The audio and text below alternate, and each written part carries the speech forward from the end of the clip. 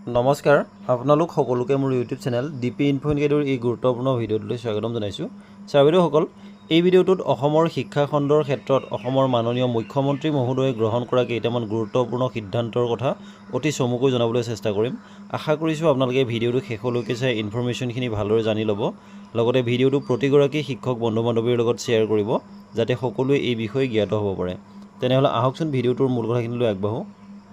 ছাত্ৰসকল, কালি অসমৰ মাননীয় মুখ্যমন্ত্ৰী মহোদয়ৰ লগত শিক্ষকসকলৰ বিভিন্ন প্ৰতিনিধিবৰ্গৰ লগত এক বিশেষ বৈঠক অনুষ্ঠিত হৈছিল আৰু সেই বৈঠকত শিক্ষকসকলৰ বিভিন্ন সমস্যাসমূহ উত্থাপন কৰা হৈছিল আৰু অৱশেষত সেই বৈঠকৰ অন্তত কিছুমান সিদ্ধান্ত অসমৰ মাননীয় মুখ্যমন্ত্ৰী মহোদয়ে জনাইছে আৰু সেইকেইটা হৈছে: এক আদৰ্শ বিদ্যালয় সংগঠনৰ প্ৰথম বৈঠকত বিজ্ঞান আৰু গণিত মেলাৰ আয়োজন, AI অৰিয়েণ্টেশ্যন, পৰিৱেশত জোৰ দি যুৱ মনৰ মাজত বৈজ্ঞানিক মনোভাৱ গঢ়ি তোলাৰ ক্ষেত্ৰত গুৰুত্ব প্ৰদান কৰা হয়। 2. অসম মহাবিদ্যালয় শিক্ষক সন্থাৰ সৈতে আমাৰ চৰকাৰে তেওঁলোকৰ সামগ্ৰিক বিকাশ নিশ্চিত কৰাৰ বাবে গ্ৰহণ কৰা পদক্ষেপৰ বিষয়ে আলোচনা কৰোঁ। 3.